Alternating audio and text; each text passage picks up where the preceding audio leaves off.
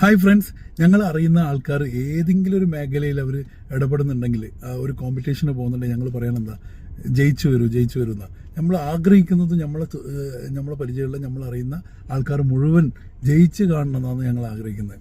ആരും തോറ്റു കാണാൻ ഇതുവരെ ആഗ്രഹിച്ചിട്ടില്ല. പക്ഷേ എനിക്ക് നിങ്ങളോട് പറയാനുള്ള ഒരു കാര്യം, ഞങ്ങൾക്ക് വേണ്ടപ്പെട്ട ആൾക്കാർക്ക് വേണ്ടി ഏതെങ്കിലും ഒരു അവസരത്തിൽ അല്പം ഒന്ന് തോറ്റു കൊടുത്തിട്ടുണ്ടെങ്കിൽ അതിനുണ്ടാവുന്നൊരു സുഖം ഞങ്ങൾക്ക് നിർവചിക്കാൻ പറ്റാത്ത രീതിയിലായിരിക്കും.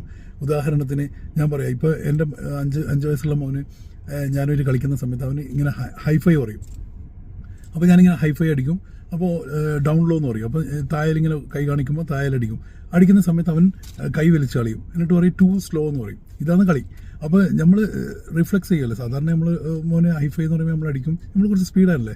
അപ്പോൾ ഡൗൺ ലോ എന്ന് പറയുമ്പോൾ നമ്മൾ അടിക്കുമ്പോൾ തന്നെ കൈക്ക് തട്ടാൻ ചാൻസ് ഉണ്ട്. അപ്പോൾ ഞാനെന്ത് ചെയ്യുന്നു പറഞ്ഞാൽ മനഃപൂർവ്വം കൈ ഒന്ന് സ്ലോ ആക്കും. അപ്പോൾ അവൻ കൈ വലിക്കാനുള്ള സമയം കിട്ടും. അപ്പോൾ അവന് ജയിക്കും. അപ്പോൾ ഈ കൈ കൊണ്ട് എൻ്റെ ശരീരത്തിൽ തന്നെ തട്ടാൻ ചാൻസ് ഉണ്ട്.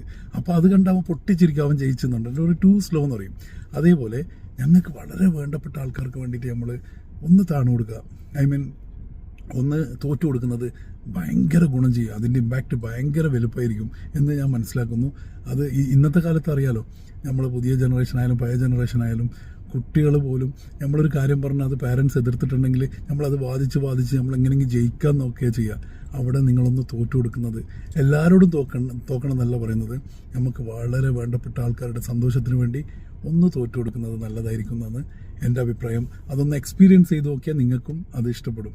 Okay guys, thank you.